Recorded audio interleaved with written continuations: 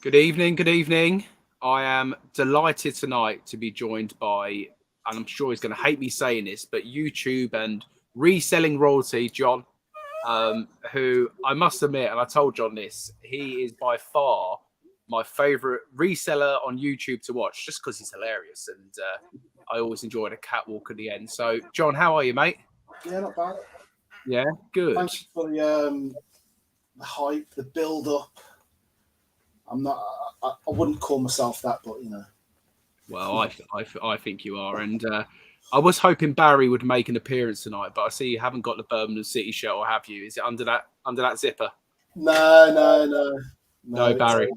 No, Barry's. I don't know where he is actually. All right, well, good stuff. So we'll just say a quick few hellos, and then we'll get into it and have a chat. So we got Rich in Night's Life. Hope you're good, Rich. We have Damien, Tam and Bell, RS, Chris. I won't go through everyone. Global Savage. Let me see if I've missed anyone else. Lisa, Tori. Hello. And GT pre-loved. Emsden. So if I missed anyone else out, I'm sorry. And yeah, Tori says, don't forget cooking Hayden's at 8 o'clock. So John, we've got 59 minutes unless we rebel and go over, but we'll see how we get on. Who are they? Yeah, exactly.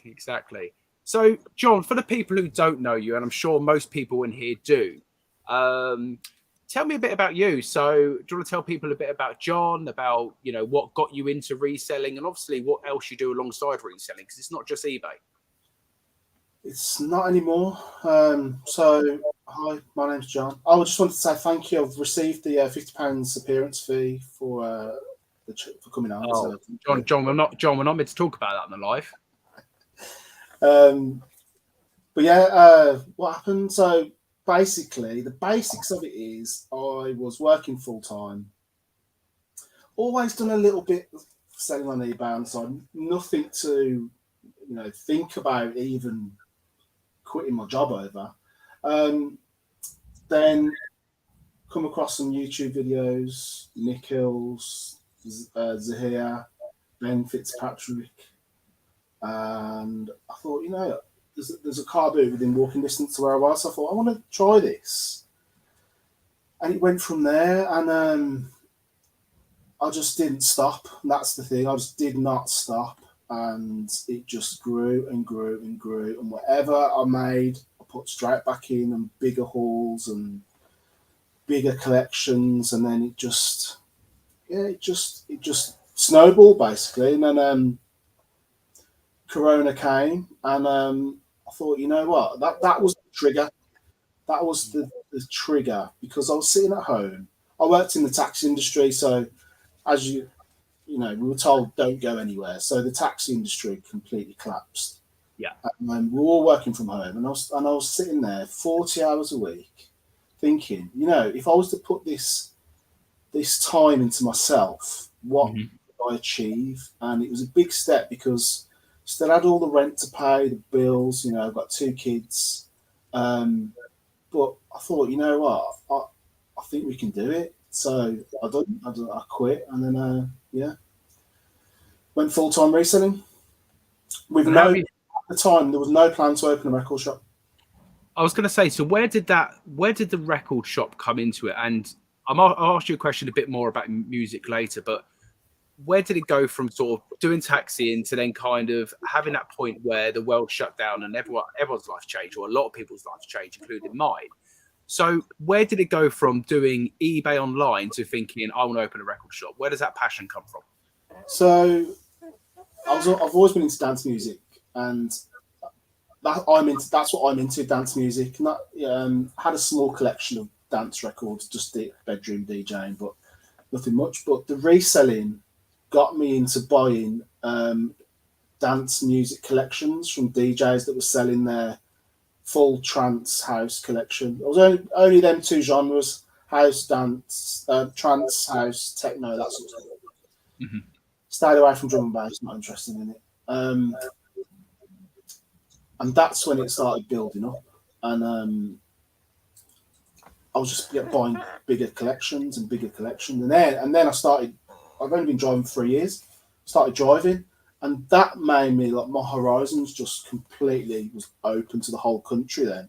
So I expanded the parameters and I was buying collections like Luton. I made a contact in Luton. I went down there 2 or 3 times buying like big collections.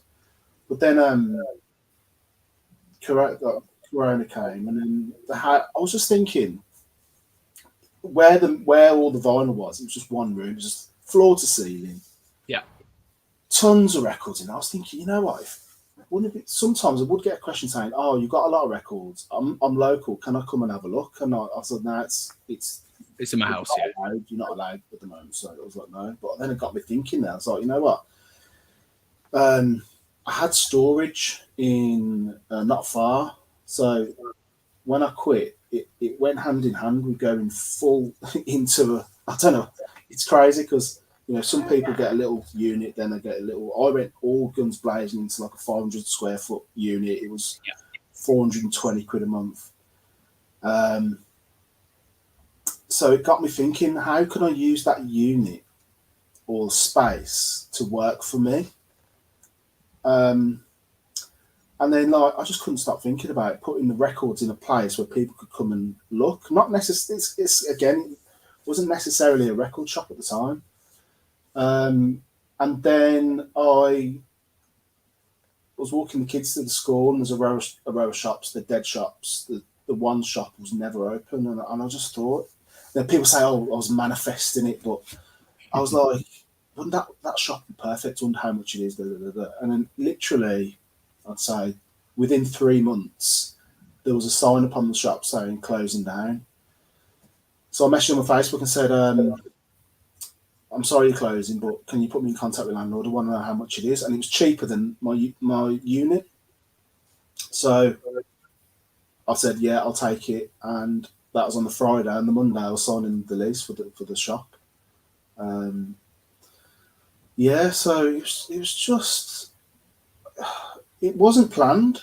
It really wasn't. It was just thinking about, your stock, how you could use it better, thinking about your storage, how you could use your storage better. And it just went hand in hand with that. It was a no-brainer anyway. Even if I didn't open a record shop, that shop was cheaper than my current unit, and it was double the size. So no matter what I did with it, it was going to happen. And I think with the record side, it's all come back full circle now, where records are really popular again. I think it's going to go the same way with cassettes and tapes as well. Where at the moment they're kind of out of fashion a little bit, but they're going to come around full circle. So, what's your walk-in like in the shop? Do you get a lot of people walking off the street, or do people come to look at collections? What do you tend to get with that? Because obviously the space is good because it's cheaper than the unit, but what's it like with people actually physically day to day in the shop? If I go back to when it opened, I didn't really advertise, apart from a channel. I didn't really advertise it locally because I knew that the guys that go to a traditional record shop, one, the albums, the Pink Floyds, the Led Zeppelins, I didn't have it. I just had dance. I just had dance music. And on the first day of opening, I did have some singles actually, some singles. So because my knowledge wasn't great, I was knocking them out at I think it was 4 for a tenner.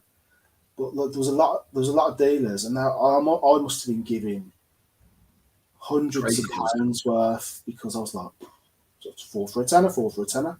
Guys were going out with stacks like that.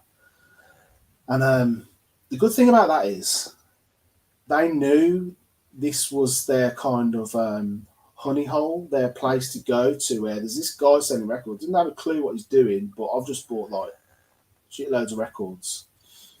So they come back, kept coming back. On the first day, a guy messaged me, a guy coming to the shop saying, I've got loads of records to sell. And he wanted 50 quid. And I was like, fine. There was hundreds of records. And there was so many, I didn't even know. I was on my own. I didn't know what to do with them. But it was the stuff that these guys were looking for. So when they come back, I had loads of stuff that they were after. and again, that just snowballed. Then it was just like people bringing collections in. It's like, do you buy records? Like, yeah, I buy records, and just have to keep buying all the time, and I've done that for a long time. Never, hardly ever turn a collection away, because there's all different uses for them, not just the shop. You got, eBay and Red Brick, so there's 3 different outlets that I can use them. So how did you build up that knowledge then? Because obviously now you don't just go and buy the dance stuff. I mean, that's what you're into. But how did you build up your knowledge? Is that just from years of experience of eBay comps and stuff, or? It helps, yeah. I mean, I think if you've got access to eBay complete and solds, you could technically be an expert in anything, really. Yeah, you can't make many mistakes.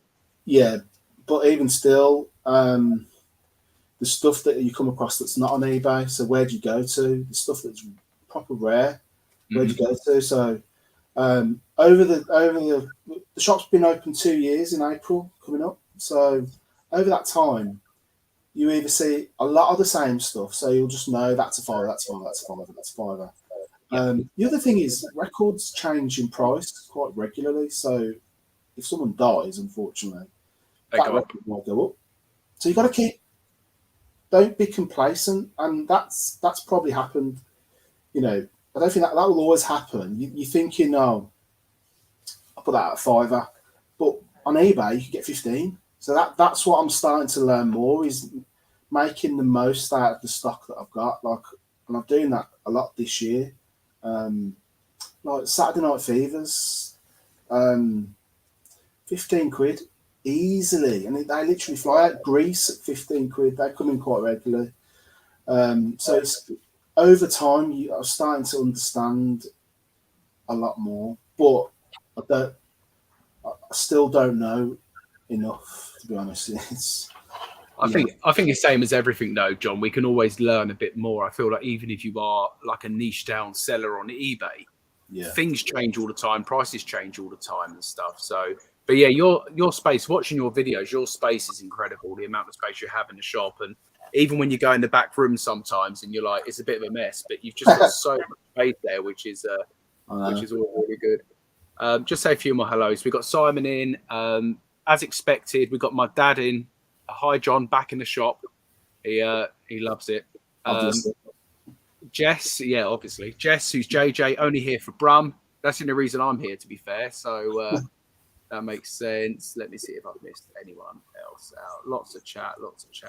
We've got a question for you, John. So if you've got any questions for John, or even for me, but you're probably not as interested in me, chuck them in the chat.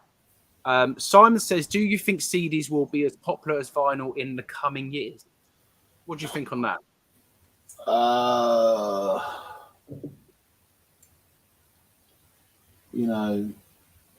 Maybe in like 100 years. Yeah. I think it's like anything, really. Everything comes back around, and we're going through the same phase as CDs, as people went through the same phase as vinyl in the 90s. Nobody wanted them. So is now the best time to get as many as possible? I don't know. But the other thing is, I'm finding that I've just done a video. I've got to edit it probably today or tomorrow. But I'm listing stacks of CDs, because as we're in the year of the stack, last year I was doing bundles. This year I'm doing stacks. Don't know if that's made any difference. But they sold so fast. I don't know whether it's because of the titles, or if you're a collector, is it easier just to buy a stack of one thing you're after, or do you want to buy it individual and wait for 7 different things to come to your house, or do you just wait for that stack? So literally, Sally Oldfield, Mike Oldfield's sister. So this is the stuff I've learned over the time. Like that sold within minutes. A stack of Moody Blues CDs sold less than 24 hours. Bebop Deluxe, and these are like 15 quid each. 15. This is just CDs. I don't touch CDs. And are you doing the same artist then, John? So you're not doing a sort of pop stack or a rock stack. You kind of choose an artist and maybe doing, because I've done it before. I've had some even Oasis CDs. I think I had 5 Oasis CDs, and they went for about 15 quid. Yeah, just 5 Oasis CDs. So are you kind of choosing an artist and then building a stack out of that? Yeah, it's same artist only. That's only I only do same artist only. And I do get offered CDs. So what my stance on CDs in the shop from normally I said no, don't really want them because space is premium. Really, I want to say if you're getting rid of them, like if you're gonna take them into that charity shop next door, then I'll have them because I'll recycle them. Yeah. If I've got to pay for them, I'm not interested. Yeah.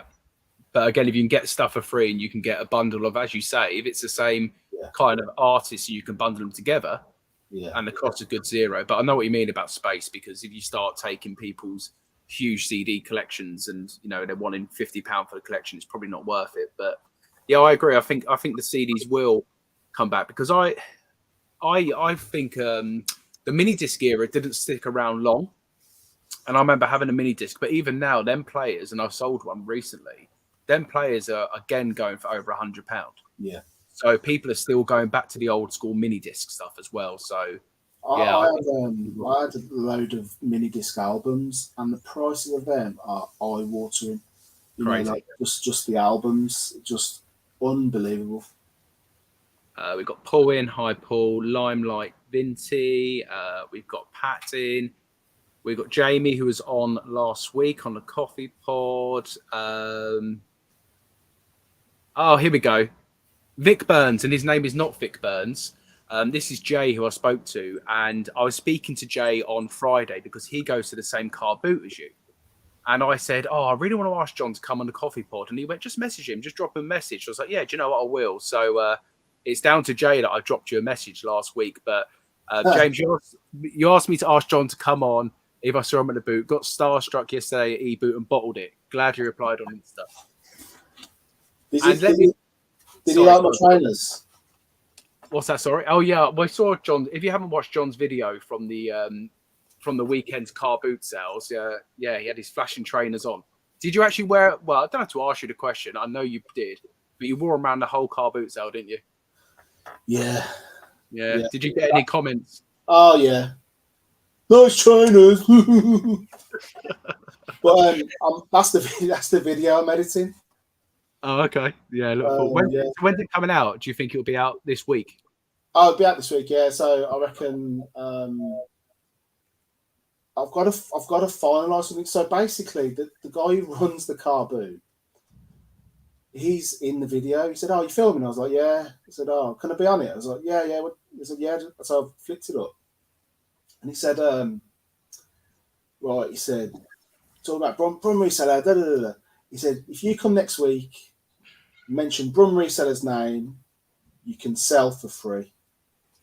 I'm like, I need to confirm that he actually meant that. Yeah, because you don't want to know the people coming to you giving you grief when they've had to pay the £10. Yeah, or that loads of people go and they're like, I don't know what you're on about.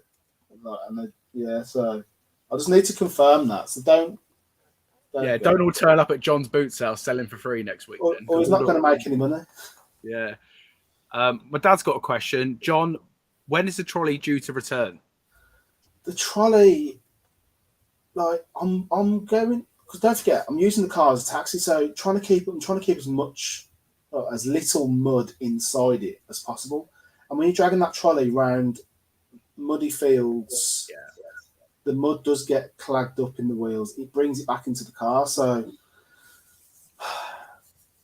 but the thing is, I'm going round and the stuff I'm picking up is too heavy. So I think it might be soon, you know. Yeah, fair weather trolley. In the summer, it's fine, but I know what you mean. If I take the trolley round at the moment, you're right, it's just caked in mud. And also the wheels, I don't know if it's the same for yours, the wheels get stuck as well because of the thickness of the mud, and that's a nightmare. Yeah, you end up just dragging it round. Yeah.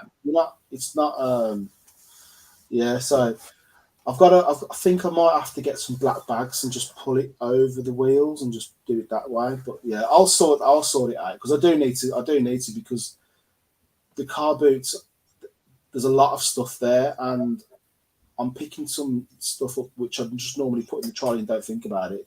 Yeah. And yeah. You having to go back and forward. That's a nightmare. I know what it's like where I get mine as well. Sales in Unexpected, Pete's in. I saw Pete at the car boot on Sunday, so I'm hopefully going to get my video edited early part of this week. Global Savage said they saw you there as well. Did you see his light up trainers? Sweet. Yeah. So people are seeing it. I did happen. Let's have a look here. Another question for you here, John. Does John ever buy 8-track? So educate me here, John. What is an 8-track compared to a normal vinyl? No, I don't have one. So an 8-track's a cassette. It's not a vinyl. It's okay. It's about. It looks like that. That's a power bank. It looks like that. It's like I've seen. Yeah. I do. People have brought them into the shop in the past, and there are some really good ones and some really bad ones. So I sold them for like £60. That was a reggae album. They're called 8 tracks because there is only 8 tracks on them. Yeah.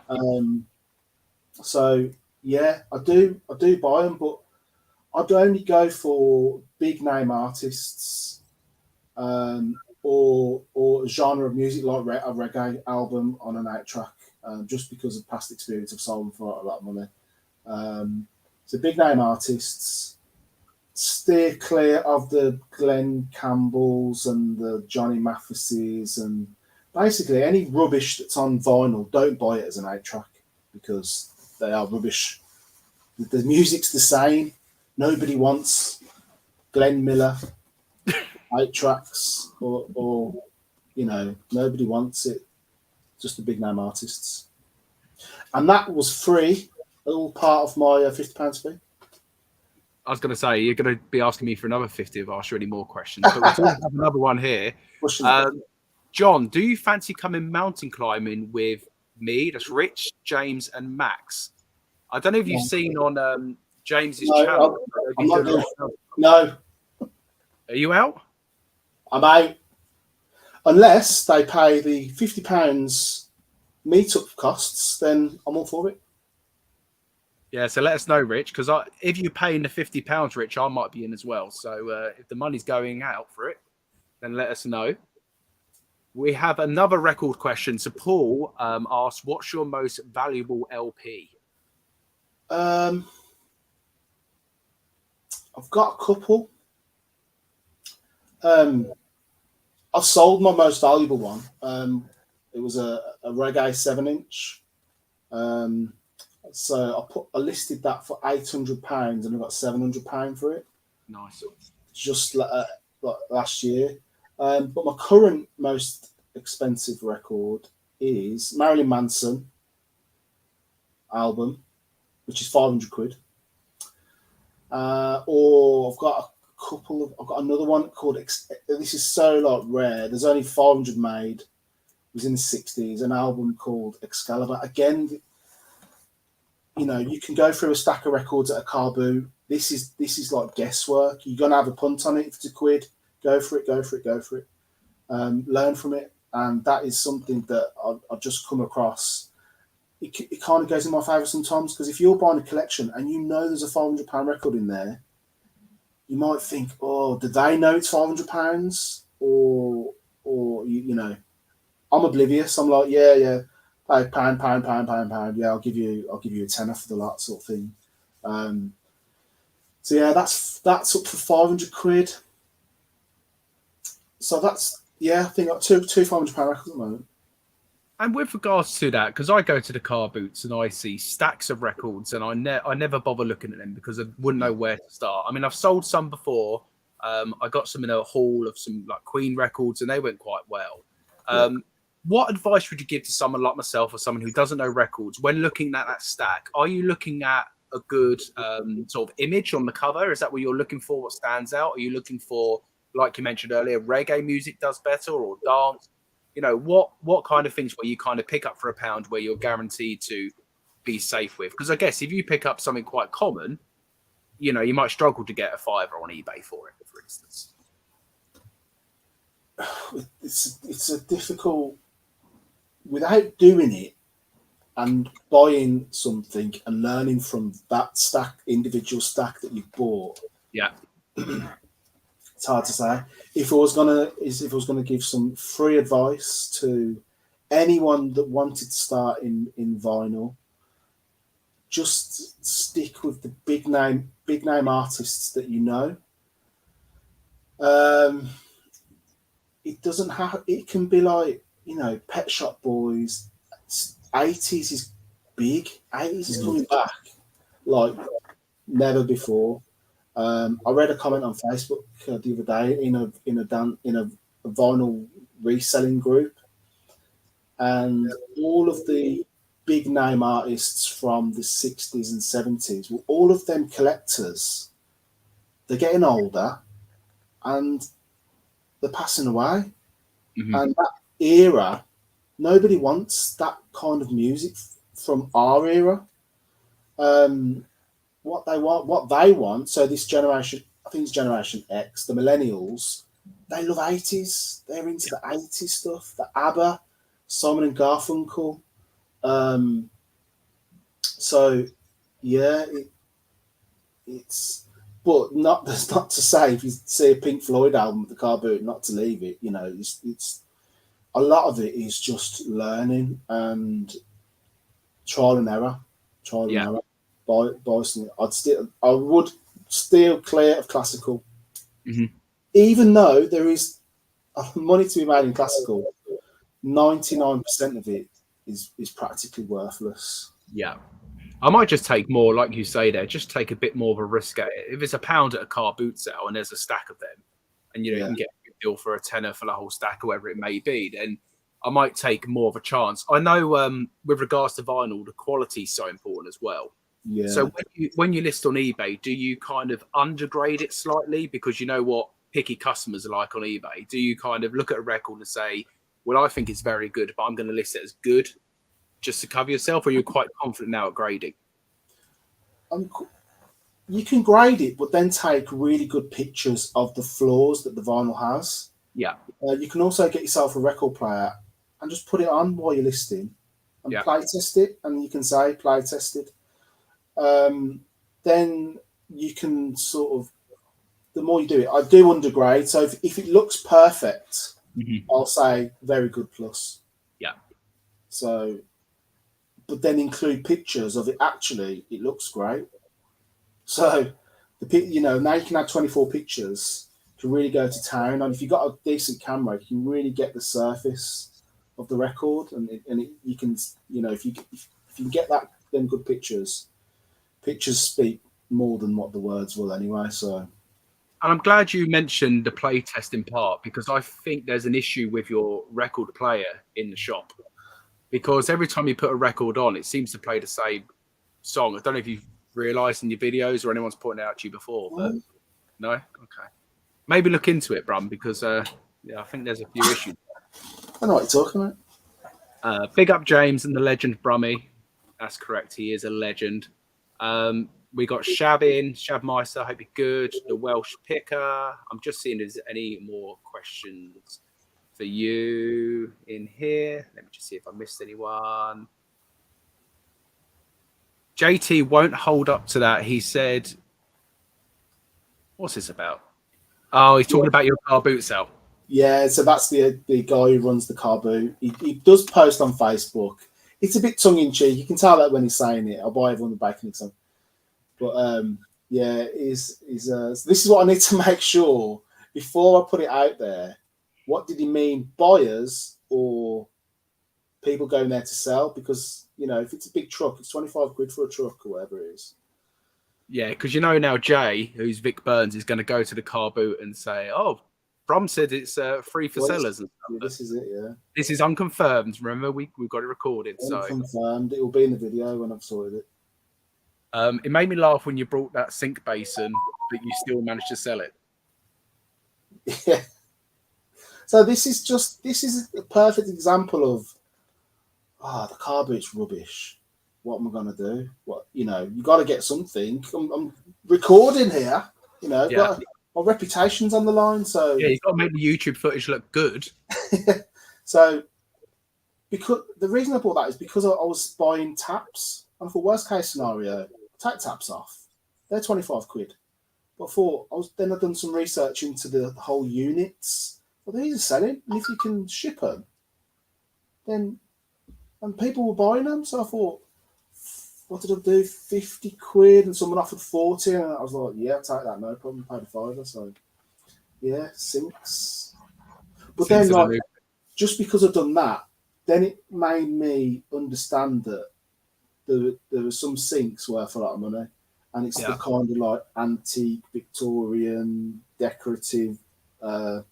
So I'm an expert on sinks now. Yeah, sink expert. Also, there's some toilets as well, which are worth good money. But yeah, I wonder we'll see you pick up some toilets in the future and just do the whole bathroom suite.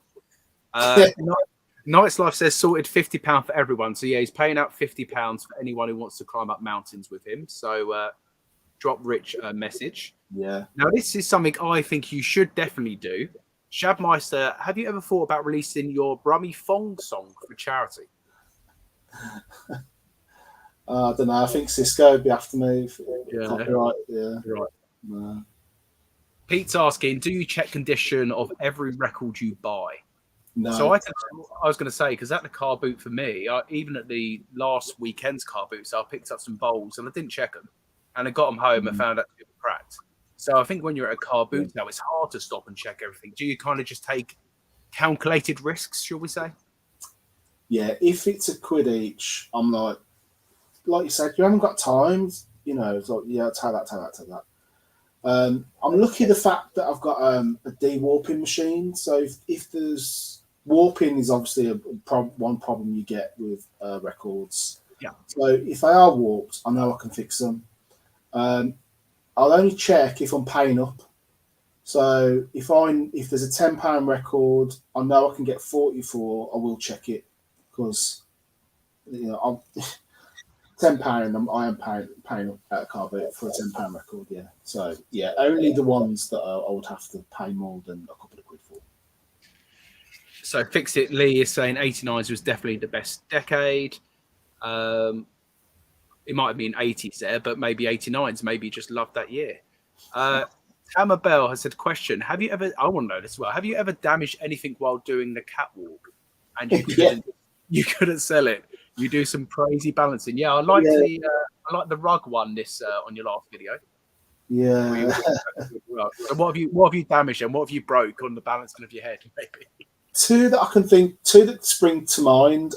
One is actually lucky I did test them because there were some skates and the whole base unit of the skate just come off. And in the video, you can see there's something wrong with these skates. So they broke. I paid £1, but it wasn't really a problem. And the other thing that broke, this is going back over a year now, these massive stilts. And I nearly broke my leg for one. Yeah. It fell off them. But the thing that holds your leg to the metal frame, that broke, so I couldn't sell them. But yeah, it wasn't a problem. So I have a question for you, John. It's going to sound really weird. Unless you watch John's videos, you might not get this. But what size feet are you actually, John? Because you go to car boot sales, and sometimes you're looking at skates that look, the size for children. And you're like, yeah, it's my size. And people are like, obviously looking at you thinking like, what are you going on about your size? So can we confirm what size feet you actually are? Well, I'm a size 4 as stated, but I can prove it by wearing a size. So in tomorrow's, in my next video, I picked up a pair of ice skates which were size 5.5. Now in the catwalk, I'm wearing them fully. So okay, yeah, that's good evidence. I always wonder. I always think like, you having us all on here, but We'll see in the next video. Hi, both of you. I've just sold over 400 records on Facebook Marketplace for £270. Did not have a clue about them. Lots of value, but it seems like eBay struggles to sell vinyl. So, what do you sell a lot of vinyl on eBay, John? So, I guess for a bundle of 400 records, £270, it's obviously less than £1 a piece. Sounds like someone's got a good deal potentially, but it depends what they are, and I guess the condition's important with that as well. Well, if you would have messaged me, I would have paid you $350. So yeah. So go back to that person's house if you know where they lived. If you dropped them off, go back and get them back, and you can make an extra 70 or 80 quid off John. The Welsh Pecker says, do vinyl covers sell on their own? I have Bon Jovi one and a Def Leppard one. So just the covers, no obviously record inside, I'm guessing. So it's two options for this. You can frame it. Get a frame from, I think, Poundland, sell them for £2. Makes sense. But you can frame it and sell it as a picture frame. People like, and especially Bon Jovi and Def Leppard, they'll go together. Or there is a group called Vinyl Reunited, which reunites records with sleeves, and people will pay for a sleeve if they've got a record without a sleeve. So yeah, but like if that was me, I'd keep it. I'd put it in the back, and I'd wait. Maybe a Bon Jovi record might come in, and the record the sleeve's battered, so I've got another sleeve. So yeah, I'll do that. Time to Jail said he's going to sell portable toilets, but it's a little worrying if it's in used condition. Boom. M's Den says, one of my favorite, these moments always crack me up because I can picture you in the videos as well. One of my favorite moments was when you dropped that pound in the latest coffee when you were buying the meat slicer on the second week.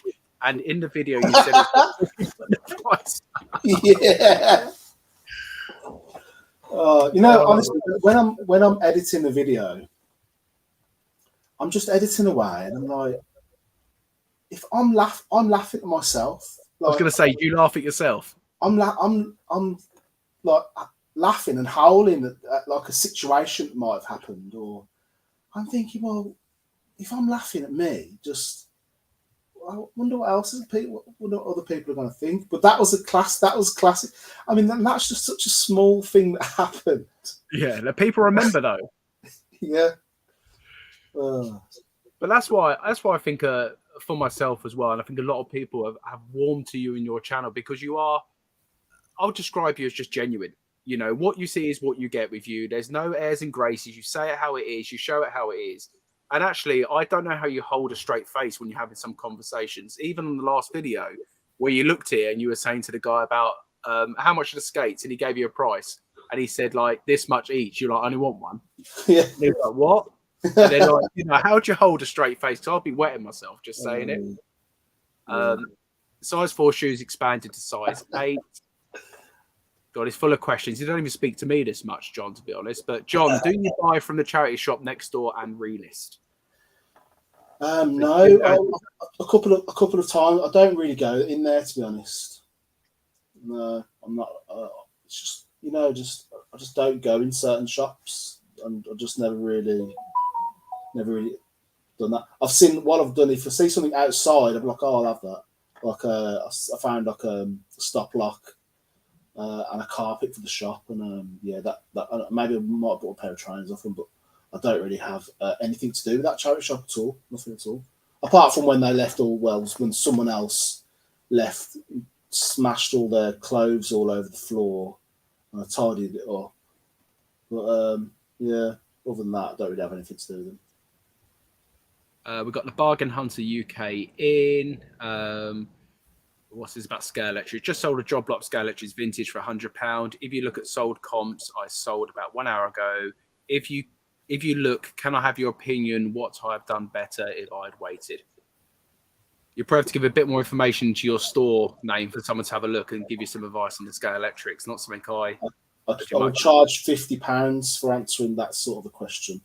There we are. So if you want to message John, he will do it for £50, but you need to transfer it to him before he even looks at your listing. And he might not be able to give advice. He might just say looks a good sale. Yeah, it's all good. Worth the £50. Right, so I've got some questions for you now. I haven't prepared loads of questions, but what was it then that got you into the YouTube game?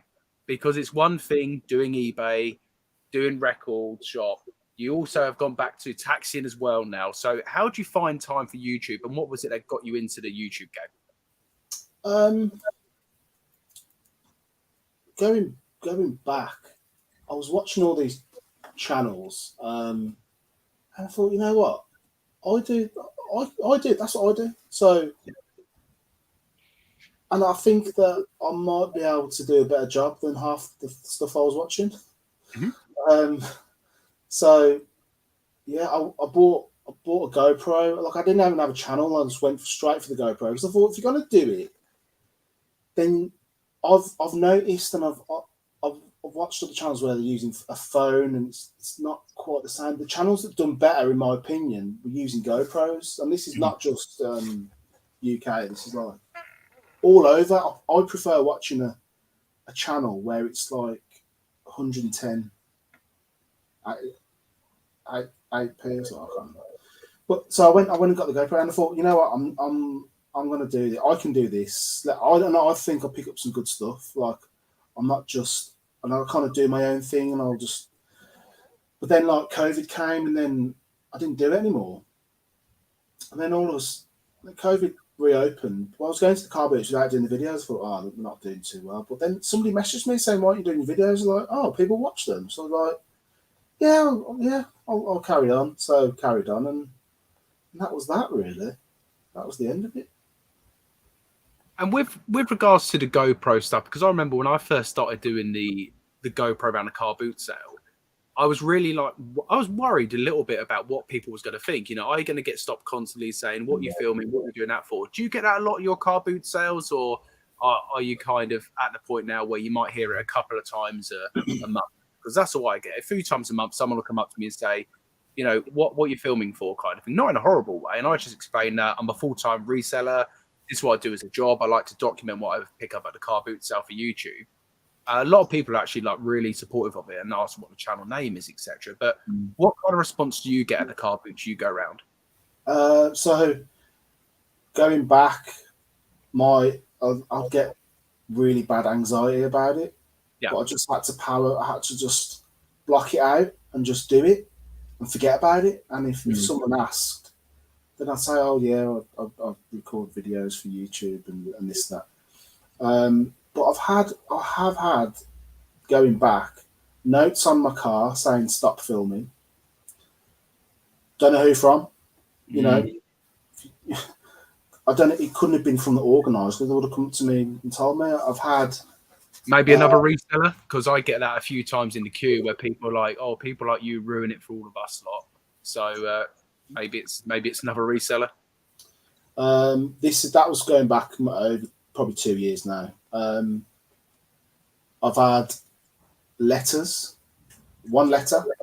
They got my address and sent me a letter saying, "Stop filming." I can't remember what it was now. But I've had a letter in the post. Again, like, I'm not going to stop doing that because,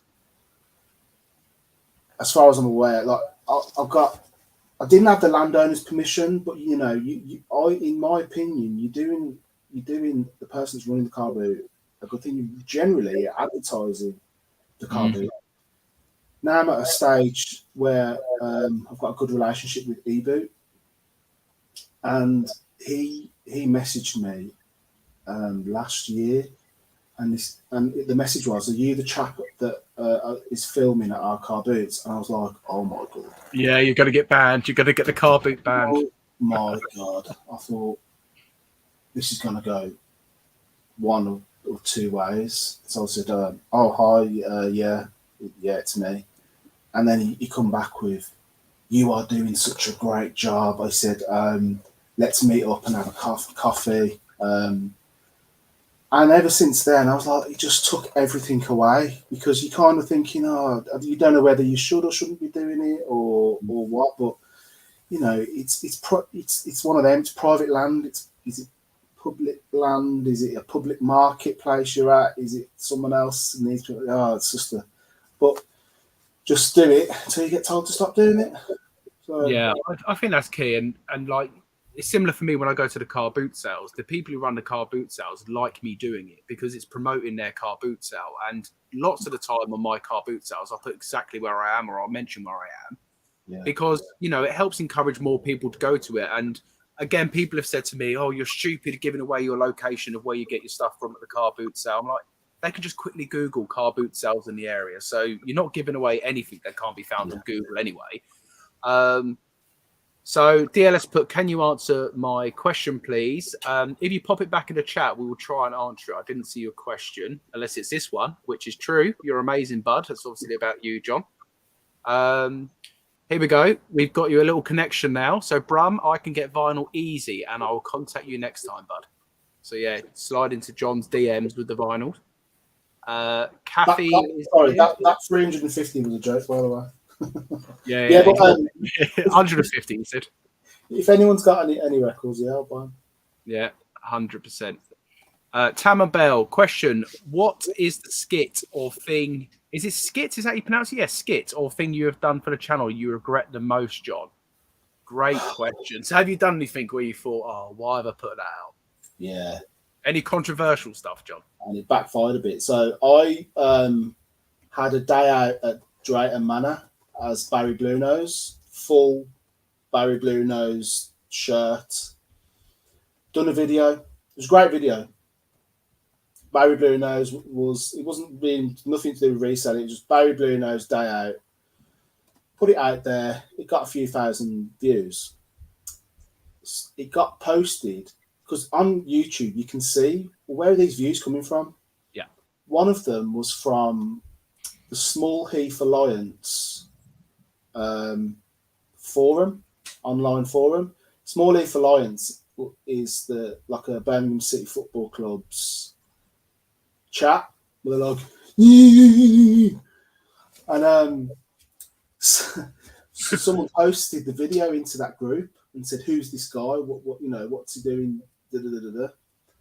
And then, like what you probably call as a Zulu warrior, come to the shop. And I was on my own, and he's like, "What are you going around, Drayton Manor dressed as with a blue shirt?" And I was like, "What do you mean?" He's like, "Yeah, I've seen you running around Drayton Manor with your blues top on. So you shouldn't be doing it." I was like, "Mate, it's a character. It's like relax, yeah. It's nothing." And I thought this was going back coming to 2 years about this, and I thought he was going to smash the shop up.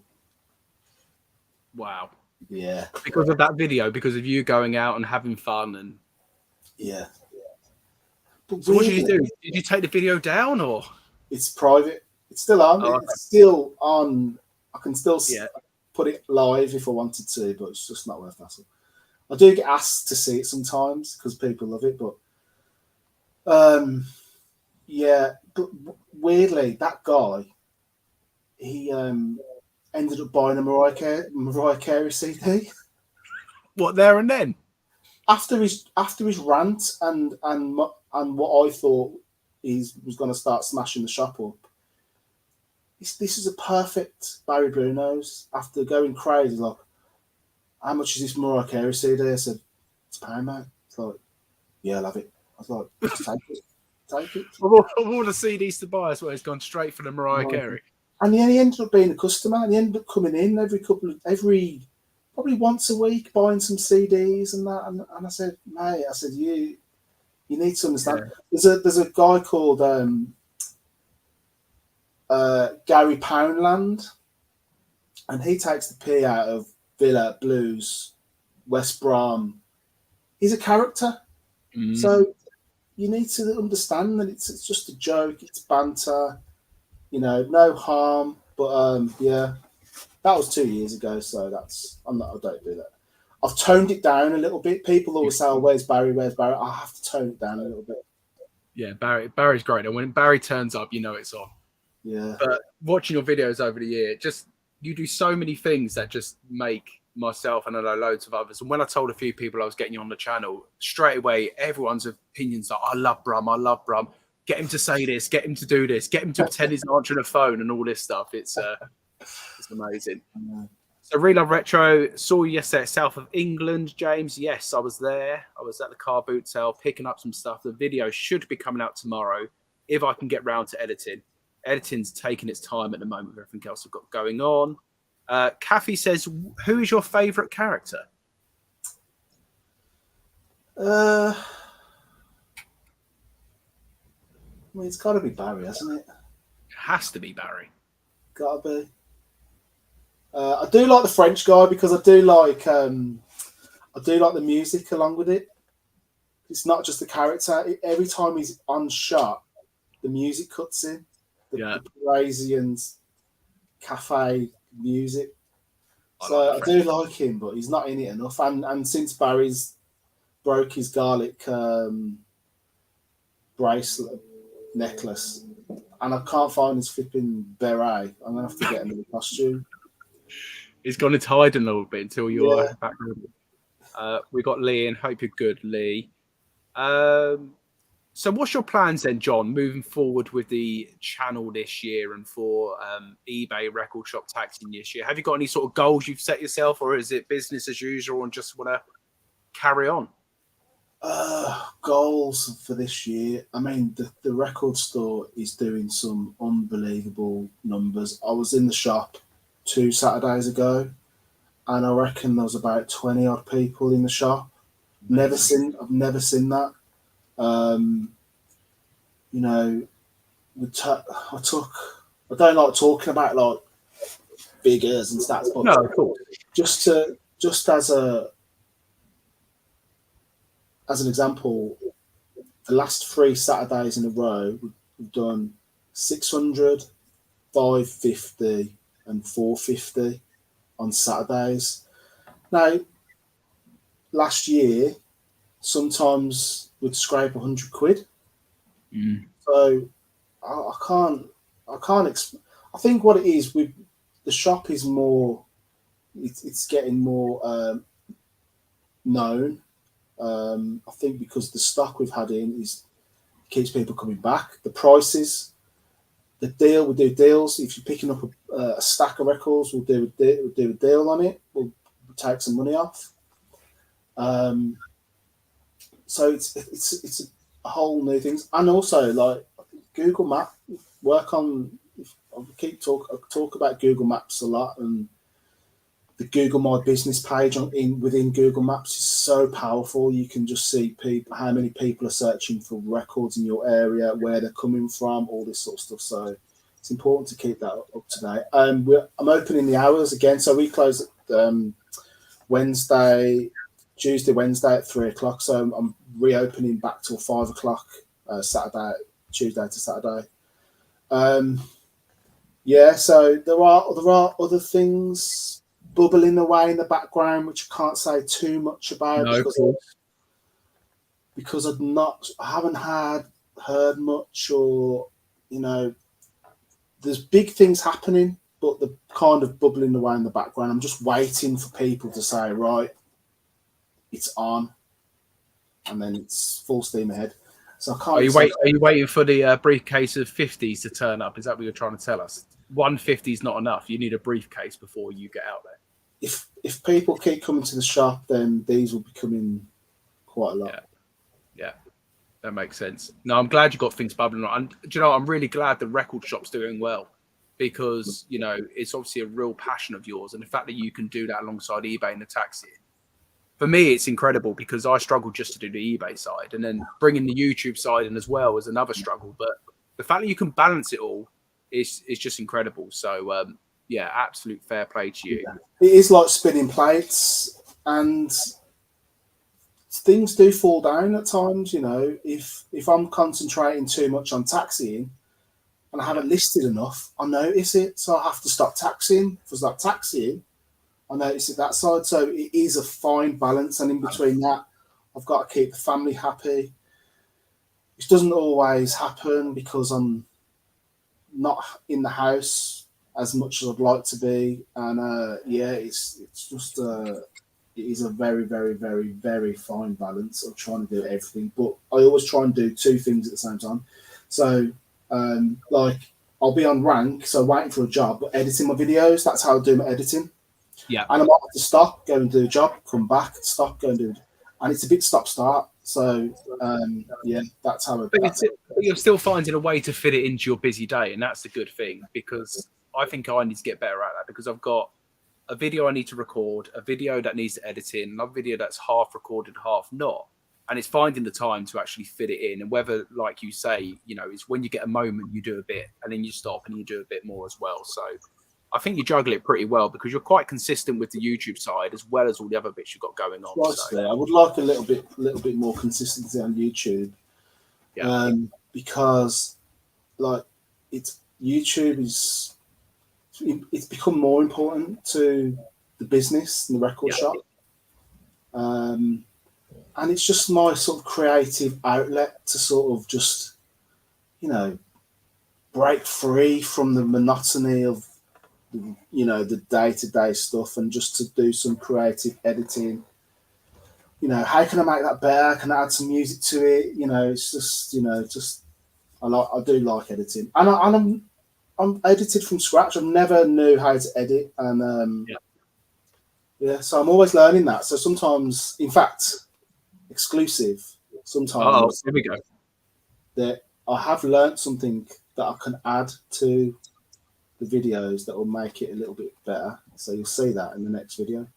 Oh, well, there's a plug I've ever heard. And I'm waiting. I wonder how many will follow, because that's what usually happens. If you start one thing, people will start doing it. And I think maybe people won't do it, but I'm going to start doing it.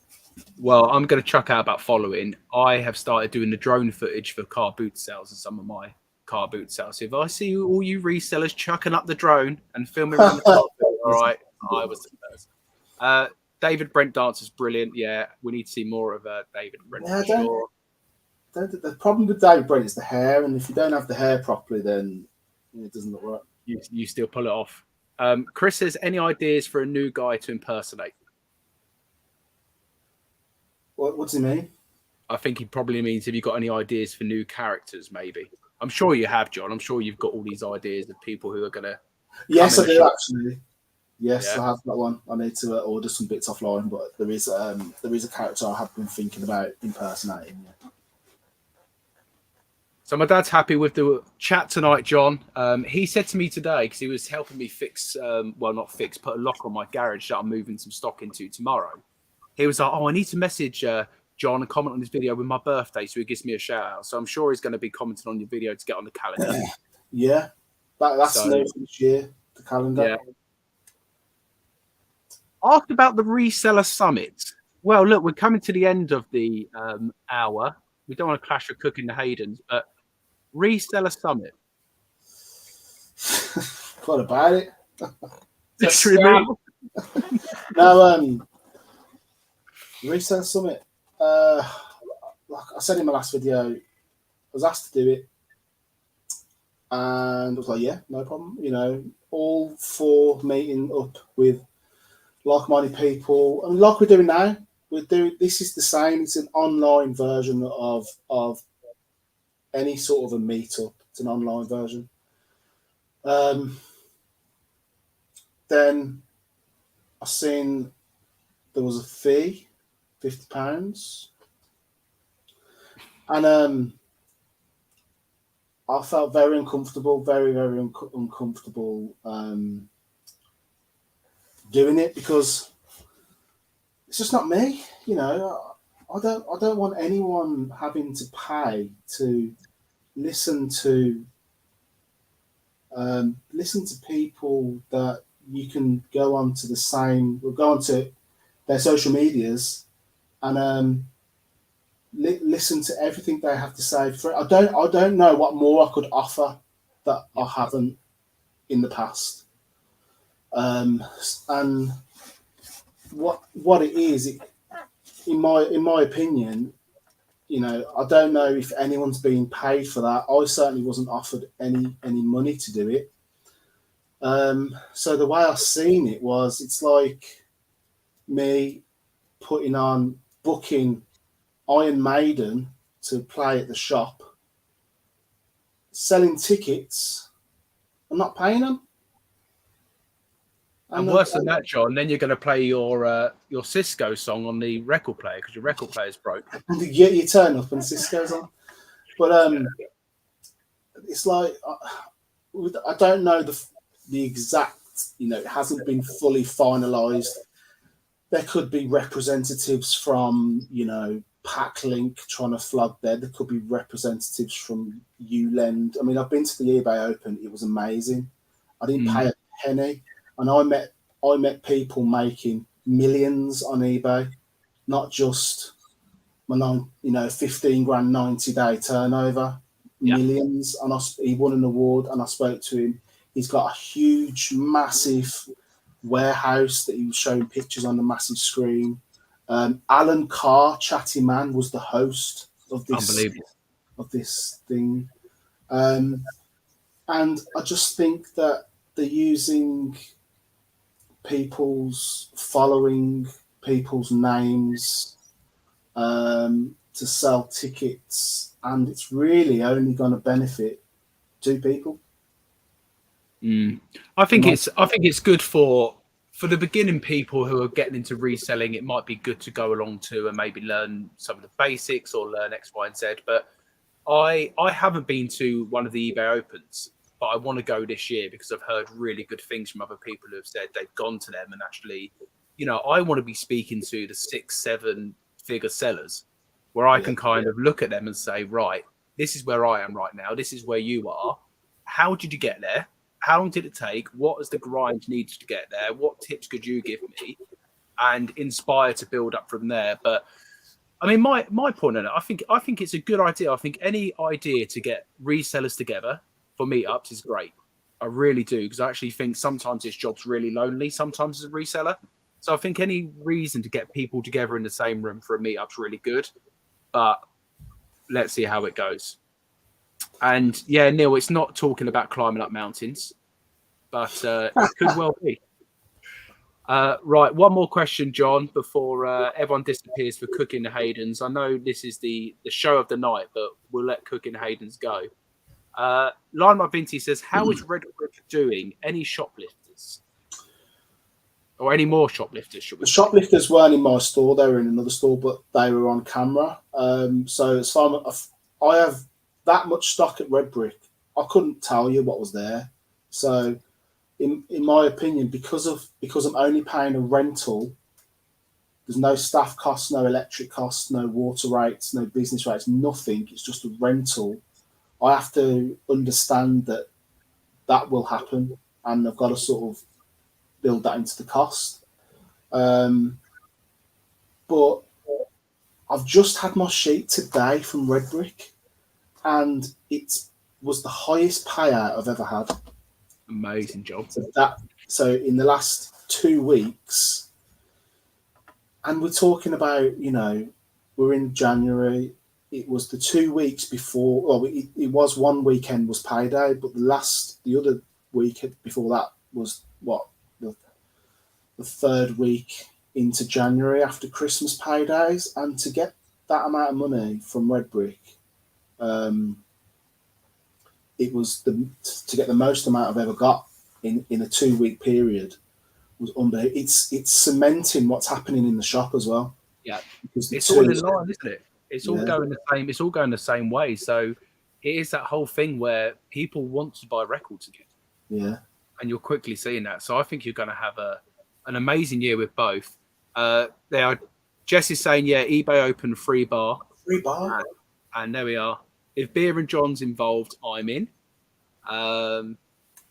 Michelle, you're late to the game here. You're going to have to watch the replay. We're about to finish, but thanks for popping in anyway.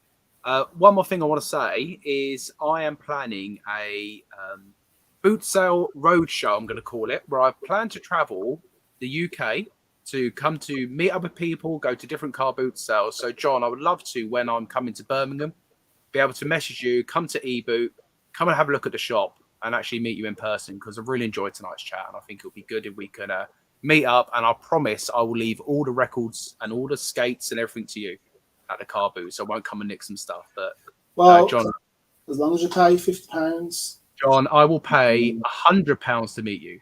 That's how much I would love to meet you. But it's been an absolute honour, John. And as I say, thank you so much for giving me the time. A small little YouTuber like me to come and speak to a legend like you, I am forever grateful. So I appreciate that. And one more thing, Kathy says, John, please come to the Chester meetup. I want to watch your dancing live, even though Damien's video was good. Yeah, I saw you dancing around in Damien's video, but you got some plans. Isn't the Chester meetup on the 25th of March? I'm not sure. Kathy, let us know. That date's ringing a bell. I might be busy. Where is Chester from? I don't know where Chester is from me, actually. I think it's quite high. I think it's sort of just outside of Liverpool. Oh yeah, that's miles away from me. Unless I start the boot sale roadshow around that time, that might work. We will see. Yeah, Kathy, let John know when it is, and if John can make it, I'm sure he will. Yeah, here we go, 25th of March, same as the summit. And on that note, I think we will end the stream. Movie chats meet up, I think. Yeah, Rich, I'm up for coming up a mountain, so drop me a message and I'll do that because John's bottled it. But anyway, John, thanks again, mate. I really appreciate it. And yeah, thanks for everyone joining tonight. And hopefully I'll be putting out boot sale footage this week. John is definitely putting out boot sale footage this week. So Tama Bell's put it in there. If you don't follow John, you're silly if you don't follow John. I'm sure you will do, but if you don't, please give his channel some love.